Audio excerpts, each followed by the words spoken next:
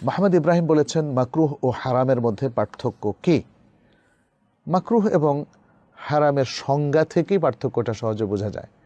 মাকরুহ হচ্ছে মা ইউসাবু আলা তারকিহি ওয়ালা ইউআকাবু আলা ফি'লিহি, যেটা তরক করলে সওয়াব হয়।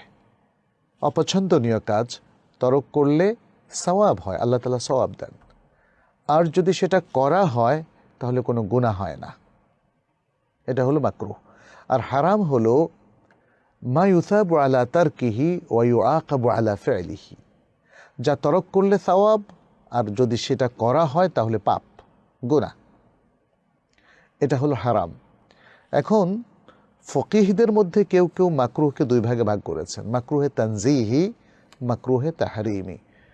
মাকরুহে তানজিহি বলতে তারা আগে যে মাকরুহের সংজ্ঞা দিলাম সেটাকে বোঝাচ্ছেন, যে এমন মাকরুহ যে মাকরুহ তরক করাটা উত্তম বটে, তবে করলে কোনো পাপ হয় না। এটাকে একদল ফাকিহ মাকরুহে তানজিহি বলেছেন। আর মাকরুহে তাহরিমিটা এই ফকিহদের মতে কি, তারা বলেছেন মাকরুহে তাহরিমি হারামের মতোই, যেটা তরক করলে সওয়াব হয় আর করলে গুনাহ হয়। তাহলে তাদের কাছে মাকরুহে তাহরিমি এবং হারাম একই জিনিস, শুধু দলিলের পার্থক্য, অনেকটা ফরজ আর ওয়াজিবের পার্থক্যের মতো। তারা বলেছেন হারাম হচ্ছে যেটা অকাট্য দলিল দ্বারা হারাম হওয়া, নিষিদ্ধ হওয়া সাব্যস্ত হয়। আর মাকরুহে তাহরিমি হচ্ছে যেটা দলিলে যন্নি, অকাট্য নয় তবে প্রবল শক্তিশালী দলিল, দলিলে যন্নি দ্বারা যেই হারামটা সাব্যস্ত হয় সেটা মাকরুহে তাহরিমি। তার মানে হচ্ছে তারা বলছেন যে মাকরুহে তাহরিমি এবং হারাম দুটোর সংজ্ঞাই সেম, সেটা হলো যেটা তরক করলে সওয়াব আর করলে পাপ।